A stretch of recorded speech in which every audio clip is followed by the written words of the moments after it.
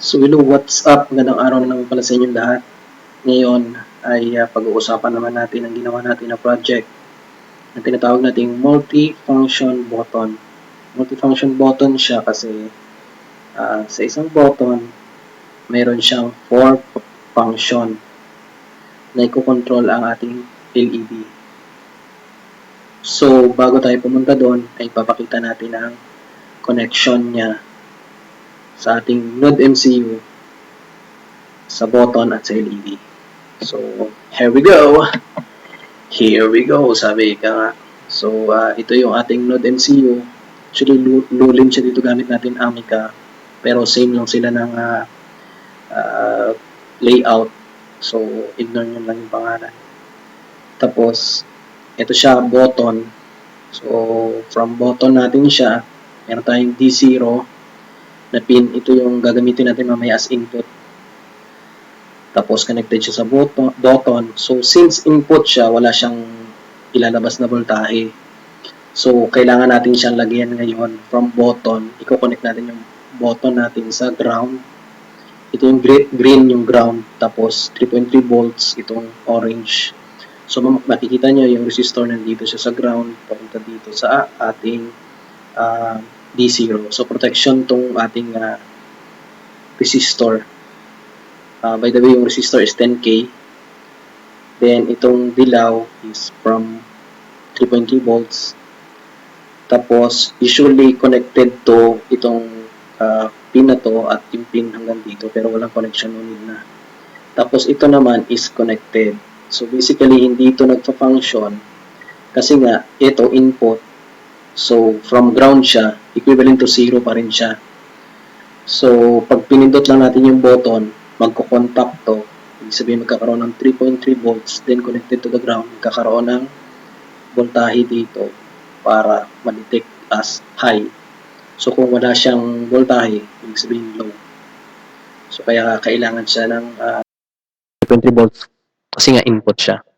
So yung D1 natin, D2, D3, tsaka D5 is output siya. So may voltahe siya.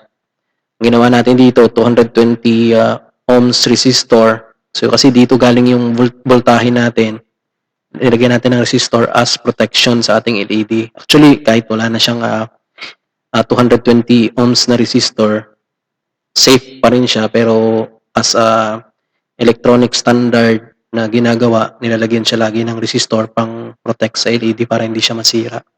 Magkaroon siya ng surge current. Then itong isang connection is connected sa ground. So, yun lang yung connection niya. Magpo-proceed na tayo dun sa ating multi-functional button na code project natin. So, explain naman natin tong code project natin. So, dito, speaking of D0 pin, so equivalent nun is 16. 16 yun siya. Tapos, yung D1 is 5, yung D2 is 4, D3 is 0, and D5 is 14. Actually, makikita nyo to siya sa internet pag sinearch nyo lang yung ESP8266 Amica or any na 8266 na microcontroller. Hanapin nyo lang siya, makikita nyo yung niya, pin setting. Tapos ito siya, so bali ito yung ginamit natin na mamaya as an input, tapos itong LED natin, ito yung output, ito yung pinakita natin dun sa drawing. Tapos ito, define tayo ng in dito, counter lang natin to, counter variable. Kasi para dun sa 4 na function or 4 na activity na gagawin ng button. So, after natin siyang i-define yung pin na gagamitin natin dito sa setup, dito natin i-initialize yun. Ibig sabihin, dito natin sa setup, sasabihin kung anong gagawin nung dinefine natin na pin. Katulad nung button pin, input siya. Actually, paulit-ulit na, no? Nakakasawa. Hindi, joke lang. Input siya, tapos yung LED, pinangalan natin ng 1, 2, 3, 4. Puro siya output. Tapos, itong void loop, ito yung loop. So, ibig sabihin, paulit-ulit siya, parang never-ending. So, pag nirun mo yung, pag na-load mo na siya sa Node MCU mo, dito lang siya. After nito mag-run ng one time yung setup mo, dito na siya. Ito lang yung ira-run niya paulit-ulit yan hanggang sa from this curly para mula dito sa curly brace na to tsaka hanggang dito. Yan lang, uulit-ulit siya. So dito sa loob na to, ginawa natin, i-read natin yung BTN kasi i-read natin siya kasi input nga siya. So i-read natin siya. So nagkaroon tayo dito ng condition na kapag yung na-read natin is high, ibig sabihin, pinindot natin yung button, nag-contact siya, so ibig sabihin high siya, may voltage incoming yun. So, dito siya pupunta ngayon. Magkakaroon siya ng increment. I-increment niya to. So, initially, in-initialize natin to as 0. So, pag nagpunta siya dito, magiging plus 1 siya. Tapos, dito sa loob nito, nagkaroon tayo ng condition. So, kapag daw yung button na status natin is greater than or equal to 5, ibig sabihin 5 siya or mahigit, yung number niya, papasok siya dito. I-reset niya yung button natin status sa 0 kasi nga yung apat lang na activity yung gagawin natin. So, hindi tayo pwedeng magsobra sa 5 or dumating sa 5 kasi walang kwenta na, wala nang gagawin yung button. So, magpiprint lang tayo dito ng status niya. Ipiprint natin na 0 siya. Tapos, meron ditong delay dito sa loob nitong ating condition. Then, after, paglabas niya dyan, may function tayo dito na tatawagin. Tapos, ipapasa natin yung button status natin na nag-i-increment papunta doon sa function natin. So, ngayon pupunta tayo doon sa function. So, dito sa function natin, nag-accept tayo ng integer. So, ito nga yung sinasabi natin na 1 to 4, papasok siya dito, tapos meron tayong switch condition na accept niya yung button status natin, tapos i-check nitong case kung 1 siya, 2, 3, at 4. So dito, meron lang tayong iba't ibang klase ng scenario. So bago yung scenario, meron tayong print dito. Ipiprint natin kung ano yung na-select natin na option. Tapos ito yung scenario natin. Puro to digital write kasi output siya. Meron lang tayo ditong high at saka low. Tapos iba-iba yan. So bali 4 na klase.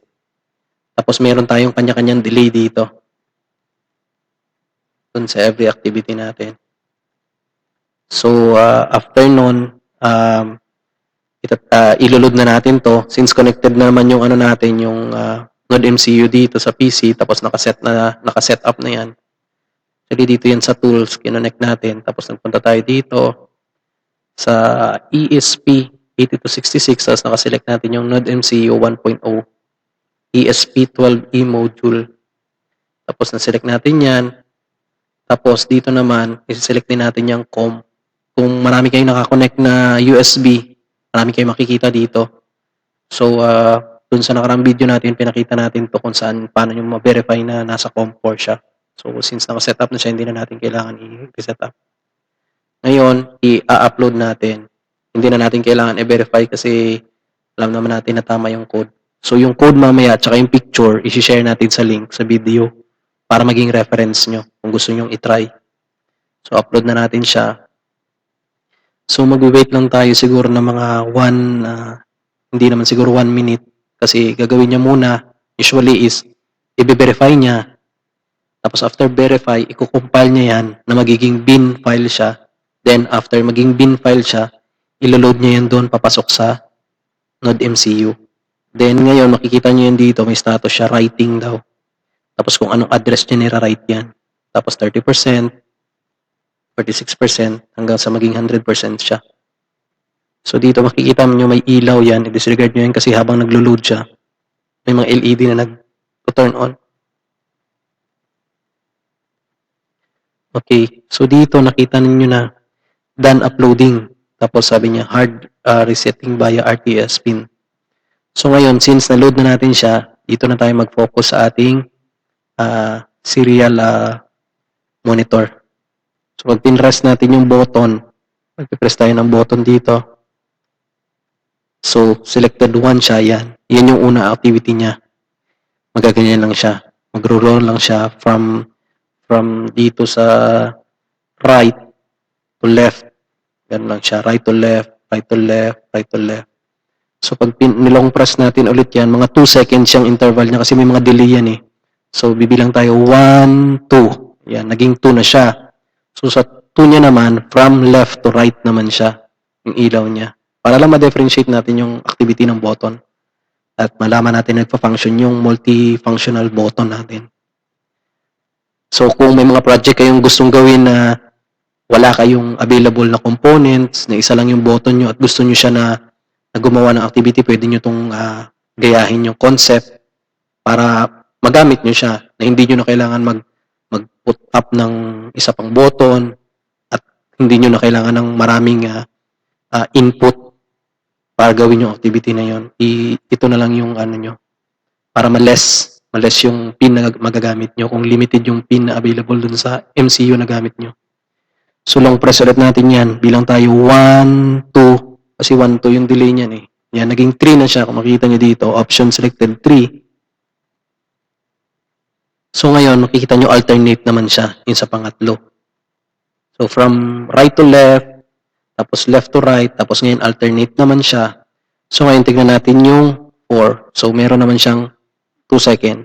1, 2. Yan. So magiging 4 na siya. So dyan, sa 4 na yan, makita nyo, lahat siya iilaw. So yan yung multifunctional button natin. Meron siyang 4 na condition. So kayo, depende sa inyo kung anong gusto nyo gawin dyan. Pwede nyo yung dagdagan kahit maging 10 or 20 pa yan na gusto nyong activity. Pwede yan. Dyan lang mismo sa mga connection na yan. Kayo na bahala. Improvement niya na lang yung project code natin. So, pagka pinrest natin yan, yung pag-reset, mga 1 to 2 seconds lang yan. Tapos na. Yan. Tapos wala na, patay na siya. Wala na siyang activity kasi naka-zero na siya eh. So, yun lang.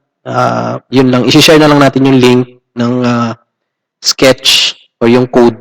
Tapos yung picture na pinakita natin kanina ng connection. Para doon nyo na lang i-download. Tsaka maging reference nyo na lang. Pero mas maganda, much better kung pwede nyo i-type mismo yung code para mas ma-practice kayo. Pero kung hindi naman, pwede nyo namang kopyahin lang at i-paste. So, yun lang. Yun lang sa video guide natin ngayon. So, kung may request kayo or may gusto kayong ipagawa sa atin, sabihin natin go gamit ng Arduino. Sabi lang kayo, meron naman tayong Arduino. So, gagawa tayo ng guide. At kung anong mga electronic component gusto nyo gamitin. Pero sa mga susunod na video, gagawa naman tayo ng iba-ibang klase ng electronic component or sensors at i-upload din natin at i-share natin sa inyo yung connection. Pero kung may special kayo na project na gusto nyo yung combination ng ano na yon, project na yon at kung ano magiging code, i-share natin sa inyo. Mag-request lang kayo. So, yun lang. Maraming salamat. Paalam.